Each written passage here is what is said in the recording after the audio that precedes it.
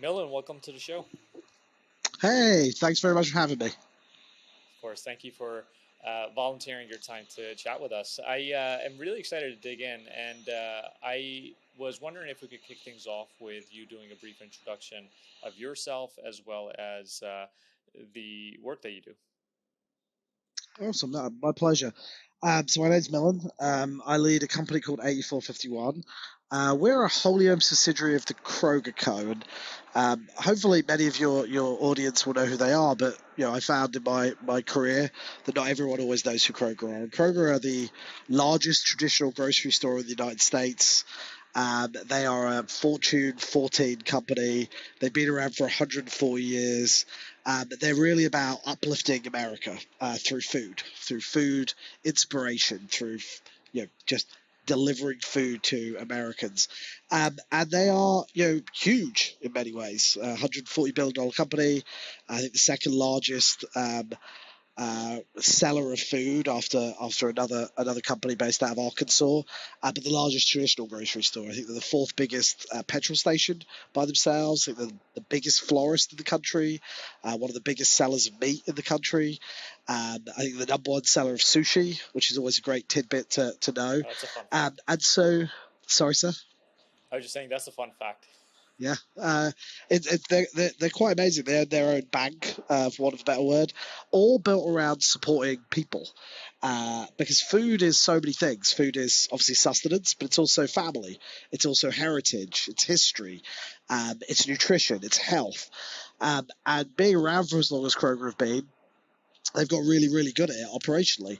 But one of the things that they knew they wanted to transform back in the late 90s and early 2000s was they'd launched a loyalty card that was giving them great dividends, but they also realized they were collecting information about their consumers, understanding of the types of products they buy, and they realized that they could be the retailer that's better for you, that knows you better, and they could use this data to really be able to be highly, highly relevant to human beings with what products we put on shelves, the price points we put it on, where we locate stores, how we communicate opportunities. And so they started working with a company called dunnhumby, which was headquartered and started in England. And I actually worked for dunnhumby. So my background, I actually have a degree in chemical engineering. I found out chemical engineering was really boring, but it taught you a lot about maths, a lot about physics. And as I went through doing various internships, I realized there was this, I also learned how to solve problems. You break them down. And that's what engineering had taught me, how you solve problems and lots of maths. And so I discovered this company, dunnhumby, that was doing really intriguing things with data. They were seeing people in data, and they were using that understanding to create demand. So much of what people were doing with data in the 80s and 90s was about optimizing for demand, reducing cost. And what dunnhumby was pitching was growing top line by being more relevant to people. So I joined dunnhumby. We called them back then analysts. I now believe we call everyone a data scientist, machine learning practitioner. I'm pretty sure what we do is just pay them more money, but it's the same general work. Obviously, the technology has advanced a ton, and I wouldn't claim anymore to be a data scientist, but I do try and claim to have started there. And so I worked for dunnhumby, and Kroger came and knocked on dunnhumby's door and said, "Hey, we think we want to run a pilot with you and see what you can tell us." And I'll be really honest, we didn't do super amazing in our pilot with Kroger. I mean, there were things about the US market that were just different to the European market, and things that people did, like human beings, that were just different. But what we were able to show Kroger was that you could see people in data. And what Kroger, I think, realized was there was a unique opportunity to scale what they were able to do through stores, through physical human beings interacting, into direct mail, into communication channels, into making people's lives easier, whether it was their merchandising team on which products to put on a shelf, or whether it was their marketing team with what messages resonated with customers. They could use data to close the loop. We could do things and measure what happened, who engaged, how did they engage. And so they set up a joint venture actually with dunnhumby called dunnhumby USA. I had the opportunity to move to the United States, and I would tell you we were incredibly successful as a business in terms of driving that shared goals of driving Kroger's growth. I mean, Kroger at the time I think was a $50 billion retailer, and now is a $140 billion retailer. We launched loyalty programs. We added new layers to their current loyalty program, fuel rewards, other loyalty choices. We started infusing this understanding of people into the assortment that we put on shelves, how we priced. And then around 2015, the joint ventures, most joint ventures do, got to a point um, of not working for both of our parents, for want of a better word, because we'd achieved the goals it was set up for to drive this growth in Kroger. And now our parents' goals started to diverge. And Kroger said, you know, this has been a fuel for our business. We are, one of the most personalized grocery retailers in the country. We are, we have a lot of equity with our shareholders and being data driven.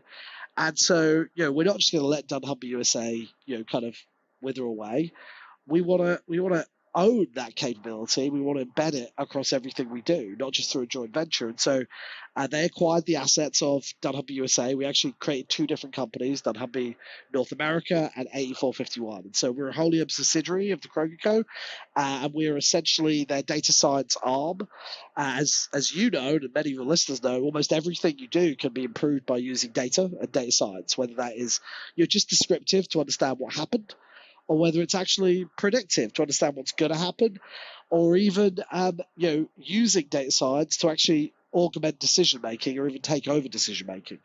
And a large part of what A51 does for the business today is almost every price that's on a shelf goes through an 8451 algorithm. Every store order goes through an algorithm.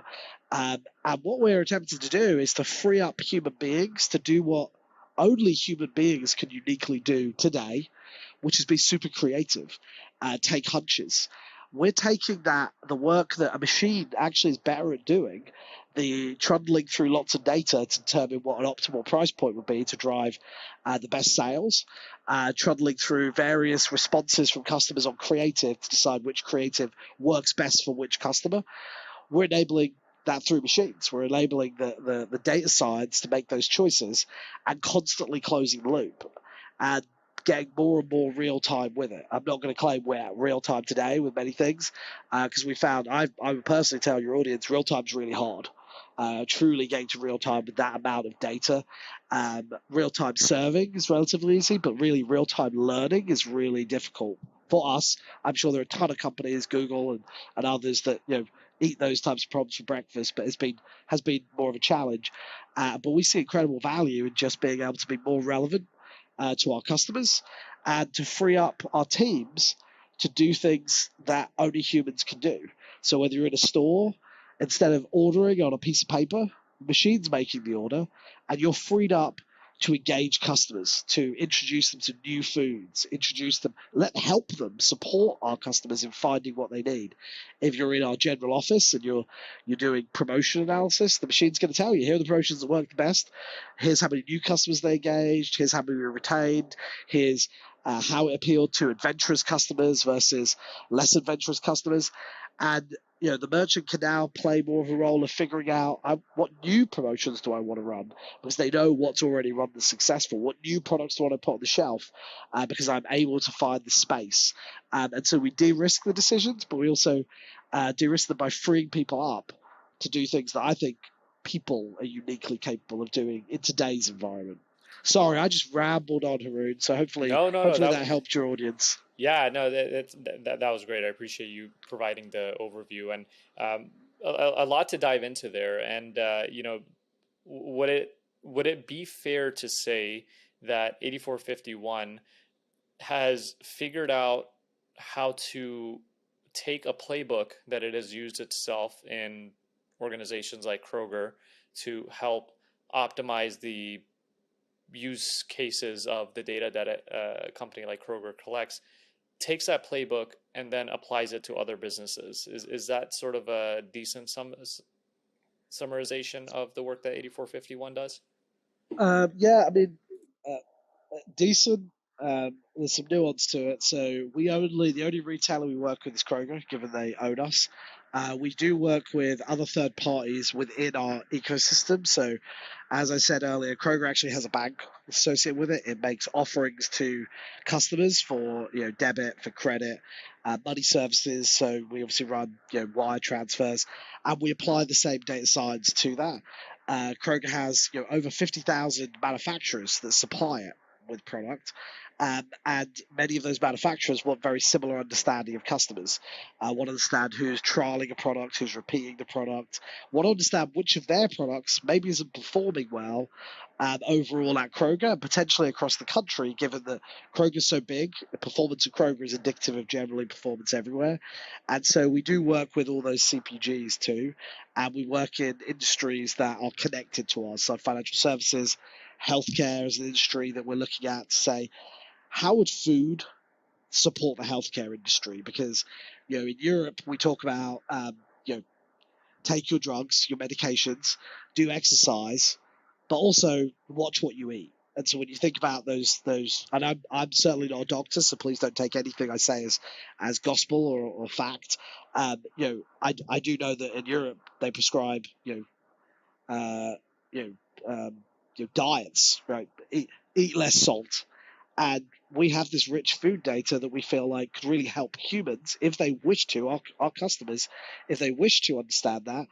How can we serve that up to help them? How can we serve that up to networks, insurers? So if you think about the biggest, medical conditions in the country, I mean, I think three of the top five are all food related, diabetes, heart disease. And so that is a space we're looking at. We obviously have a pharmacy. We have the third biggest pharmacy in the country after a few other big ones that I think sure all of your audience will know if you walk around any city in the US. And so we do engage with our customers on pharmaceuticals. We do sell over the counter drugs, and then we also sell food. And so we feel like there's a role where we can help that industry or support them, make their lives easier, and therefore make our customers' lives easier too. But our goal in that space is how would we help people have better health outcomes?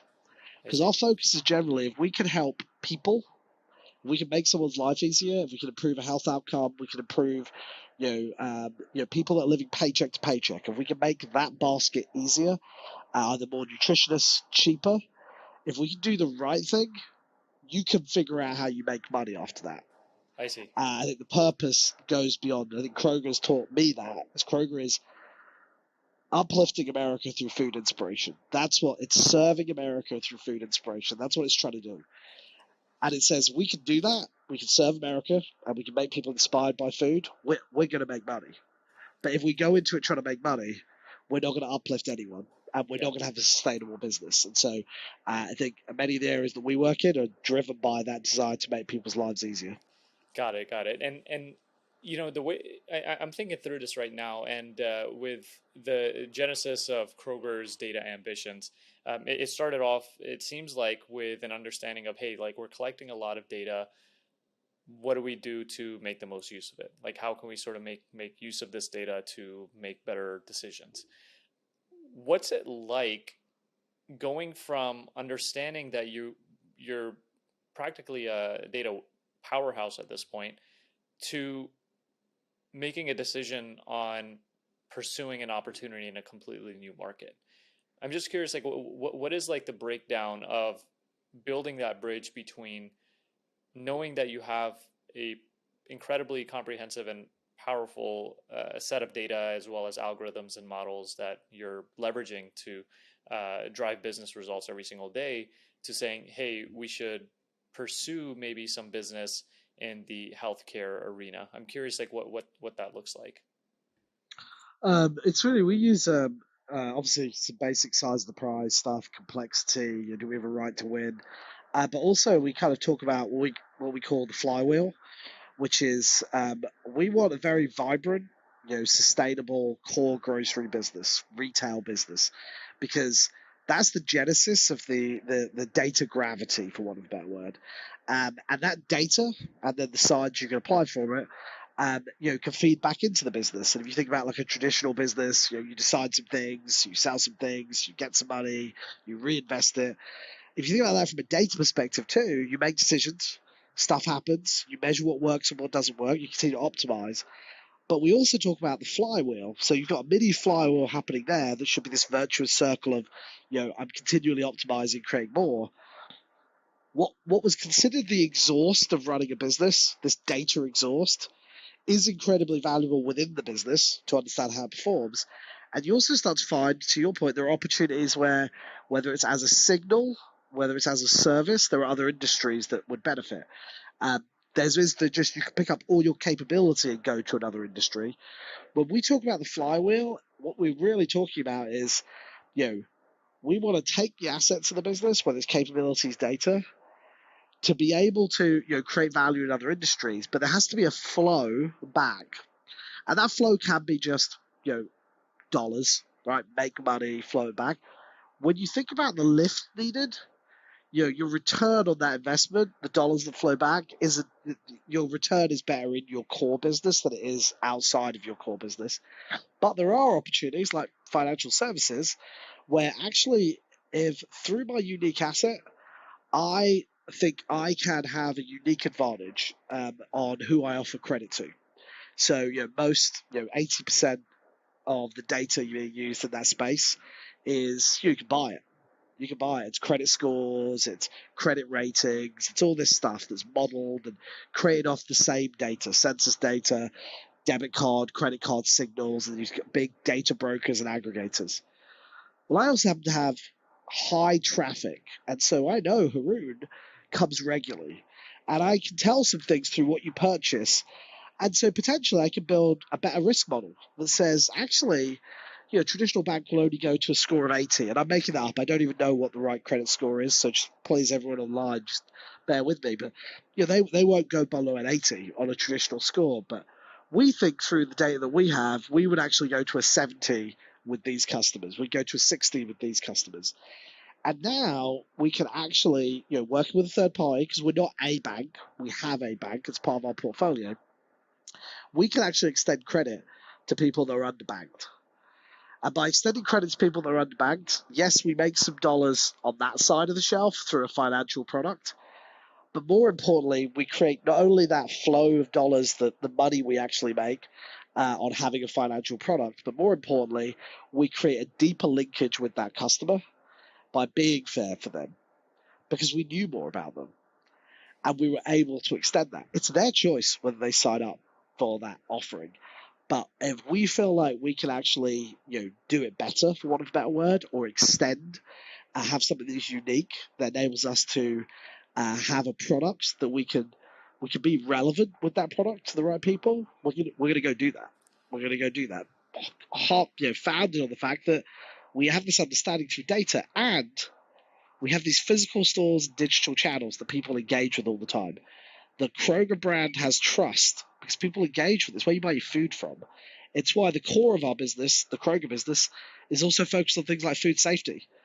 And how do you apply data science to understand food safety? How do you apply data science to understand all these trucks moving around the country?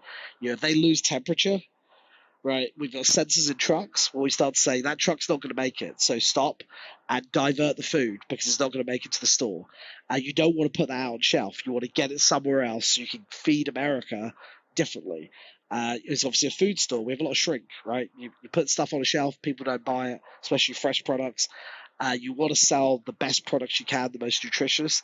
So by actually using video, we can actually understand when bananas are going to go off just through color. You just understand it through color. You understand it through because we move things around on the shelf as we put new bananas out there, and so you can understand potentially just when you're out of stock, just through a video and say, hey, we should, bananas are out of stock. We sell a lot of bananas. Let's go refill it. Send a signal to an associate, or you can actually tell those bananas are going to go out. So let's go get them and let's send them to a food bank who can repurpose them in a much shorter order than us just throwing them away. And so we have an issue called Zero Hunger, Zero Waste, which is our attempt to eliminate hunger and waste in the communities we serve. Now, by that very nature of saying that, we have to go beyond us because it's the communities we serve. And we're a big grocery store, but we aren't going to by ourselves eliminate waste in our spaces. We also need to work with what other people call our own competitors sometimes. But that's the commitment Kroger has to being customer first, being sustainable, being a business, and we want to apply data science in that space, right? We think we can be smarter about what we put out on shelf, what we don't put on shelf, how many orders we make or don't make, just through understanding the patterns, understanding who might come shopping this week, and be able to order better, and then be able to actually help our associates in store identify the things before they get to that place of being thrown away. Sorry, I rambled again. I apologize. No, no, all very fascinating insights, and appreciate the eloquence with which you describe some of these things. And um, so, for some of the folks that are listening, they might be thinking, "Hey, this is another example of having a tremendous amount of data is inevitably going to prove to drive positive business results." And I'm sure a business like Kroger, having been so embedded with data science and being so heavily invested in the data science realm, has experienced maybe failure might be a strong word, but maybe lack of results as a result of data and learning lessons along the way. I'm curious, what are some learning lessons that Kroger has learned over the years when it comes to leveraging data for insights? I don't mean to lead your answer, but anything maybe even related to poor quality of data earlier on, or anything else that may have led to a misunderstanding of the efficacy of having a ton of data early on. I can unequivocally say to your entire audience, A51, Dunnhumby, the Kroger Co. have made a ton of left turns. We should have taken right turns. And I always tell my team, keep making mistakes. Keep making mistakes. Whether you want to call them failures or mistakes, you have to keep making them, because if you're not learning. You're not pushing. You're not getting to the edge. And so we made a ton from a business perspective. Whether that is analyzing something where we didn't have enough diversity of data to actually understand what the drivers were. So when people talk about this model accounts for, I don't know, 90% of the variation, you're like, does it really?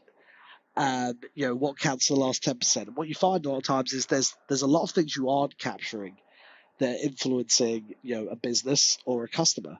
I always talk about with the team, if you're analyzing a store's performance, go to the damn store and walk down the road, because if it has a new Walmart just opened up, it's going to have a completely different performance because they're just a new Walmart opened up.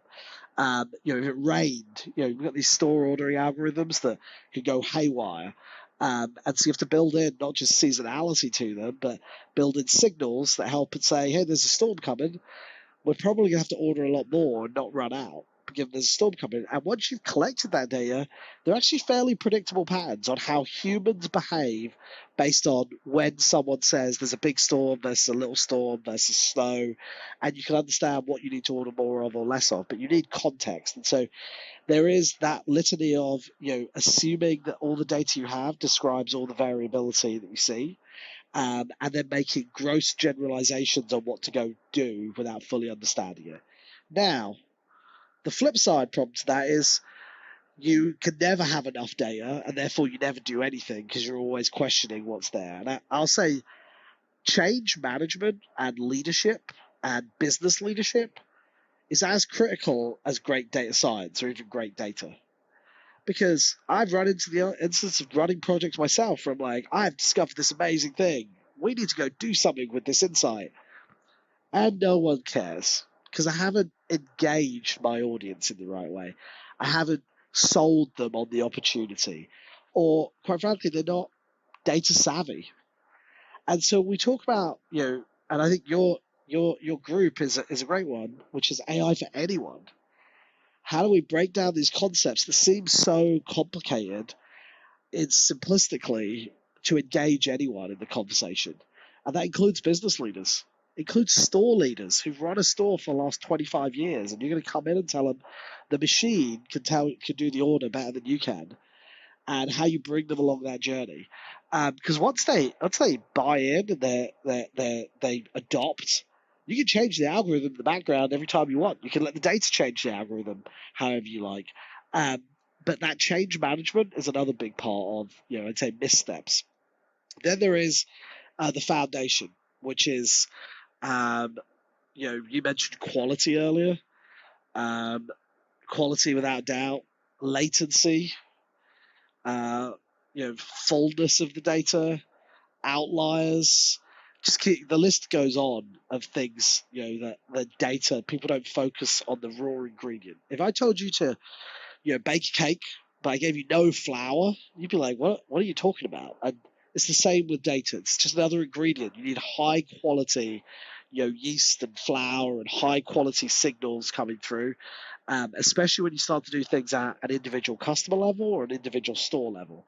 Insights, I would argue, are slightly different to activation because you always get regression to the mean. And so if I'm rolling everything up for 3,000 stores, for 60 million households, some of that's just going to wash out. And I can say in general, directionally, it goes in this direction. I wash out some of the crappier data. But when I start actually saying I'm going to try and score products based on relevancy for Haroon, and I start to not have good householding to really understand who else is in your household, what rolls up into it. If I have crappy product attributes where I'm trying to understand whether you're adventurous or not, whether you buy spicier things or not, whether you're an early adopter, and I don't have that clean data or I have dirty data, and then I activate against it, I'm not actually doing any good for that customer because I'm just sending them confusing messages because they're sitting there going, why is this person, or in this case, this company, talking to me about this right now? And I think we all, as people, know one of the worst things is when you get those emails. Like I was just on a website and now I get pinged with an email. I just made a transaction and they're showing me 3 things that I should buy that look exactly the same as what I just bought. Like, I don't need the same thing. I bought a sofa. Why are you showing me other sofas? I bought a sofa. Now you're showing me coffee tables, none of which go with that sofa. I bought a sofa, you showed me coffee tables, some of which go with it, but I already told you I don't like green, and you showed me 3 green coffee tables. So, putting all that data together in a way that adds to that conversation with the customer, whether in a mass way or a targeted, individual one-to-one way, I think, is all founded on quality, connectivity, and latency. We work in the food industry, which people shop all the time, but I'd argue every industry. If you just bought a sofa, you have a window in which to talk to people about a coffee table or like whatever else goes with a sofa. If you leave it a month because you have so much latency on flowing that data through, you even leave it a week. You might miss that opportunity. When you're talking about food, if I know someone shopped yesterday and I know they regularly shop every single day and I know what they bought yesterday, they're probably going to come back the next day. And I probably should talk to them about something different, maybe something they missed. So, yes, I think there are lots of missteps that we should all be making and striving to make, so that we're pushing the needle. But there are some of those missteps that are manageable with better process. To be honest, up front, better monitoring and data quality. Um, the driver of improving many of those things is actually about engaging the business, not a group of data scientists, a group of engineers, or even a group of product people sitting around talking about, not disrespectful to anyone listening to this, but you have to engage the business because the actual owners of data should be the business. I think there's a misconception that we say the owners of data are the technology teams. No, they're not.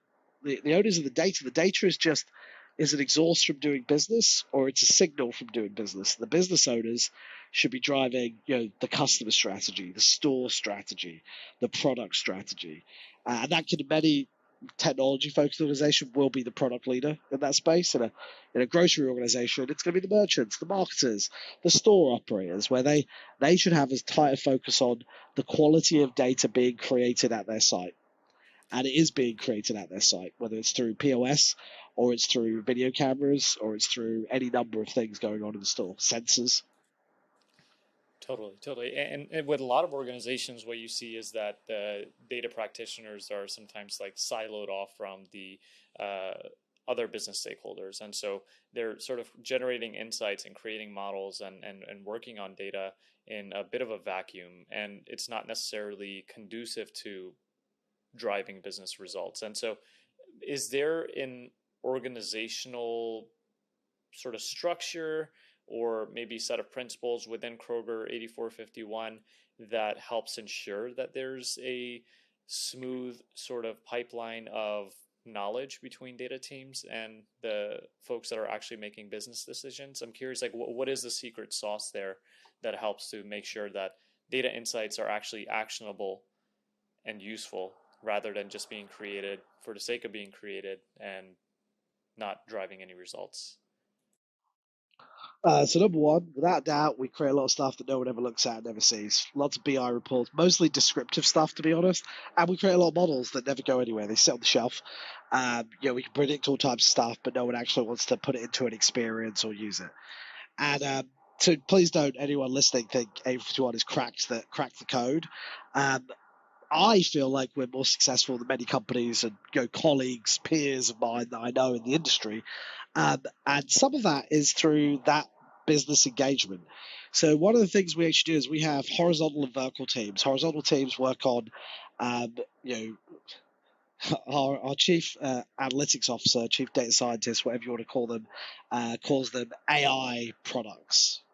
And I know your group is called AI for anyone. I always get annoyed with the letters AI because I'm like, I don't know what that means. Like, it's just you can't just throw out AI, but call them capabilities, services, AI products that run horizontally. So think about forecasting as a capability, and forecasting you can do at many different levels. And you actually want to build forecasting so that forecasting works for store ordering, but also works for promotion forecasting, but it also works for labor forecasting, but it also works for your labor in pickup versus labor in delivery versus labor in the store. It also works to figure out your financial picture for the end of the year. It also works to understand your warehouse optimization. So you've got these horizontal, I'm going to call them AI products, forecasting, optimization, personalization services that actually have multiple endpoints in the business. They have multiple endpoints. Personalization can have an endpoint in our digital experience, but also at till, such that a cashier at till or through a U-scan, we can present something. So think about these as things that have multiple endpoints across the organization. In many ways, that's been a journey towards building them there, to that point where you get leverage out of those capabilities, reuse out of those capabilities. That's been a journey, but that's very successful because it really is an AI product that you're continually evolving and updating. And those groups work back with predominantly the technology teams and the business teams to identify new opportunities to either create an offshoot of a capability or leverage the core capability and embed into a new experience. So as the business is talking about new experiences around inspiring people with recipes, we can use the same alternatives and complement sciences that we have for the digital experience, for the transaction experience, and start to say how do we modify that to leverage it in recipes based on the things that you most often buy, which recipes align to those, and we can personalize recipes. So they'll be doing that constantly, going through those sprint cycles.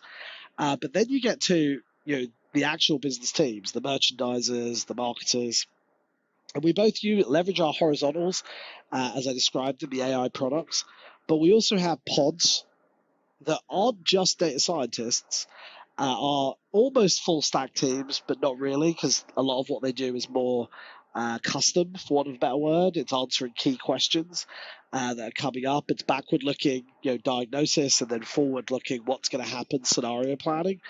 And those pods will have consultants in them, right? I always tell the data science team you need to be as good at storytelling as you are actually doing data science. But the reality is, there are not that many unicorns out there. So, you also want to support people in the right way. And so we have a group of consultants sit alongside a group of data scientists, and they are in pods that are embedded with those business lines. Now, when I say embedded, I don't mean like literally sitting on the same floor, but you're talking about someone that might have worked in merchandising and supported the pricing team for the last 4 or 5 years. And so you really understand pricing, because there's one message I can leave for your audience is, you said it earlier, when you said, hey, there's lots of things we can do that no one cares about.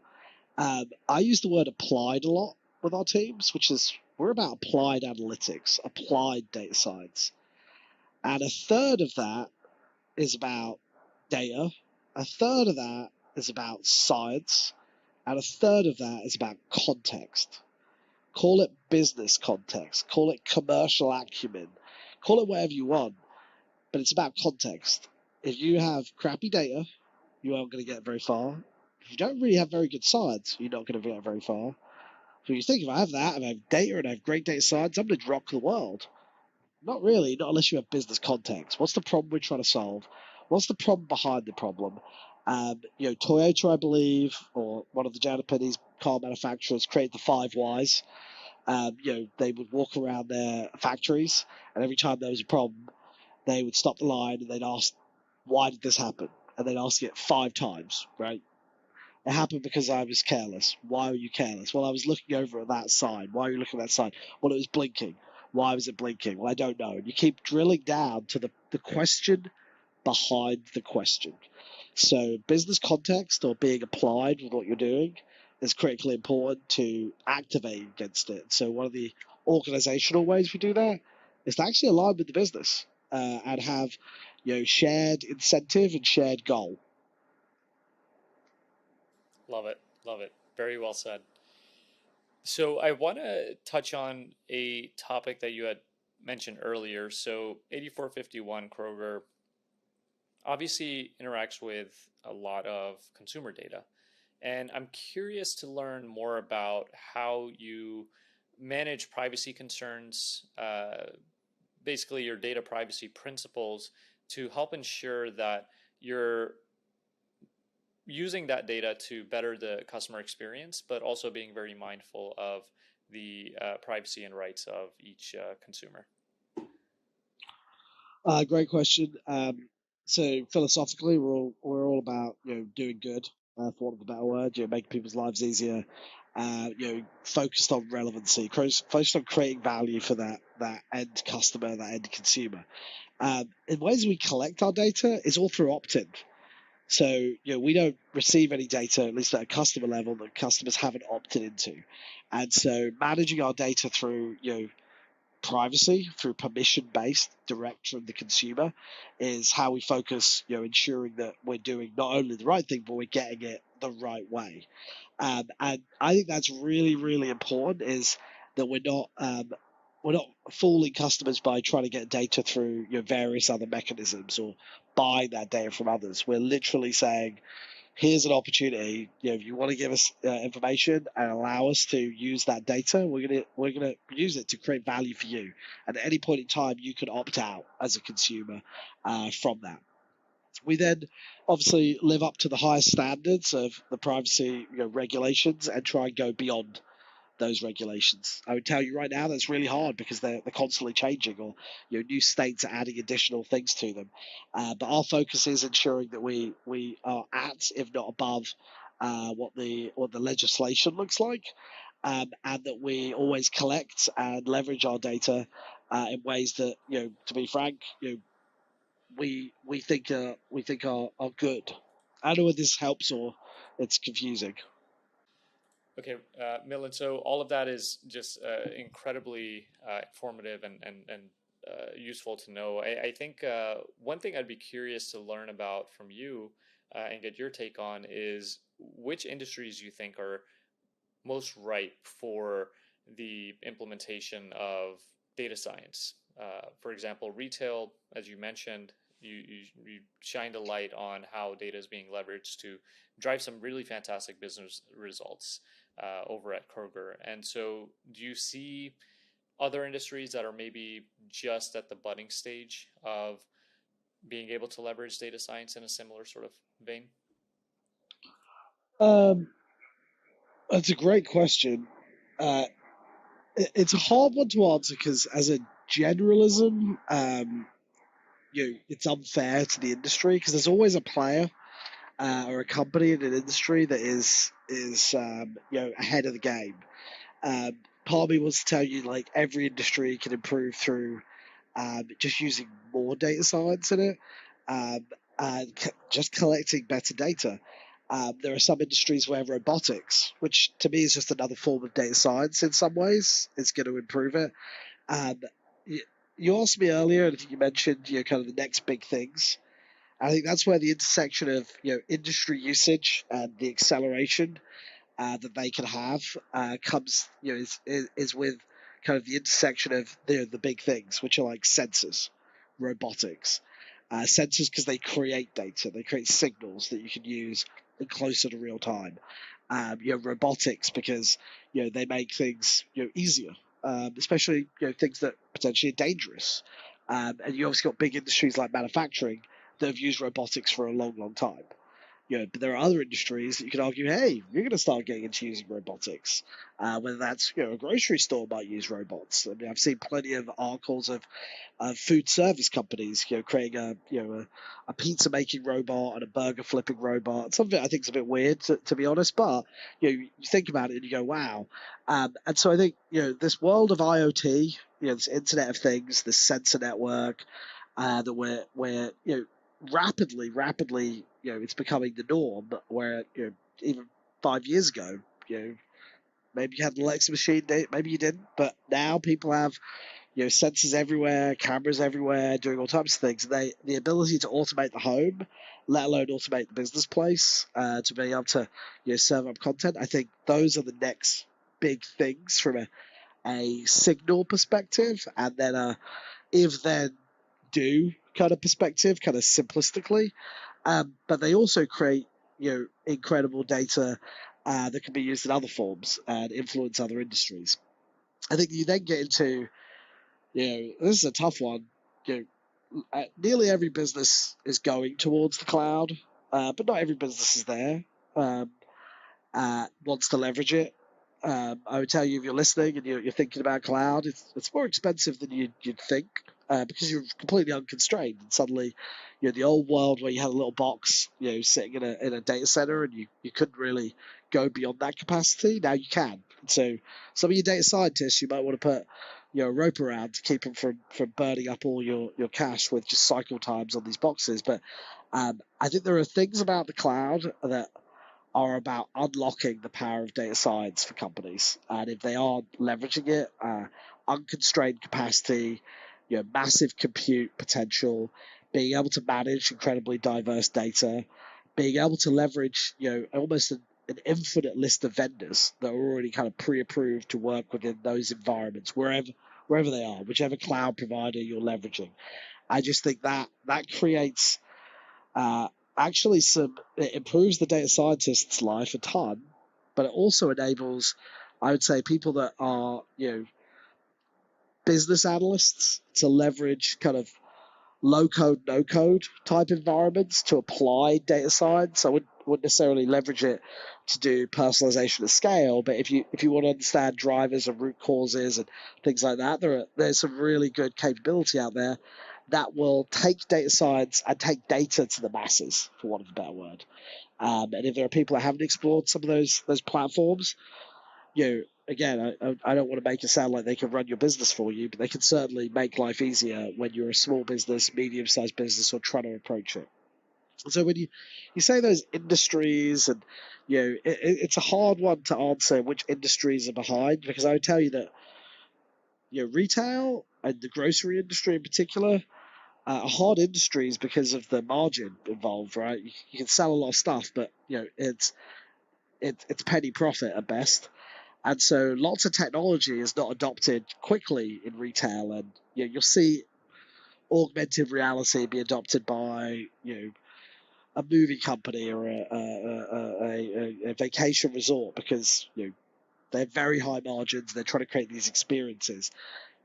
Augmented reality is already starting up within the grocery industry in small ways, but it costs a lot to execute against, to get either engage customers or have your associates leverage it. And so it's one of those things that takes a while to get to. The reality of the grocery industry, though, is it's very heavy repeat, and retail in general has heavy engagement with human beings, and so it creates lots of data. And actually using data is a little bit cheaper because you're not physically buying anything that you need. And so it's a hard one when you say industries, but I think all industries are going to accelerate rapidly. There are some that are on the cutting edge already. that are either digitally native businesses who started with a premise of we can date everything is datafied and therefore we've got it. And so no matter what industry you're in, if you're digitally native, you could be a healthcare provider that only started as a digital presence. You're already using a ton of data. Like that's your business model is actually based around data more than anything else.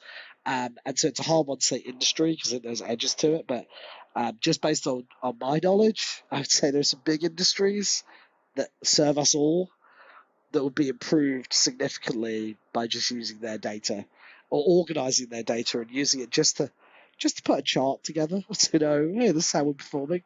Um, but I would never name them out loud for fear of annoying them because they serve me Fair too. enough. Fair enough. No, that was insightful nonetheless. I think understanding the importance of having margin and being able to spend the cash on investing in emerging technologies and newer sort of applications of machine learning and data sciences is an important element, but also being able to collect a lot of data to leverage in those types of models. So appreciate the insight there and appreciate all the insights, Milen. It's been an absolute pleasure. Thank you so much. I've learned a ton about not only Kroger 8451, but just about data science and enterprise in general. And so thank you so much for taking the time.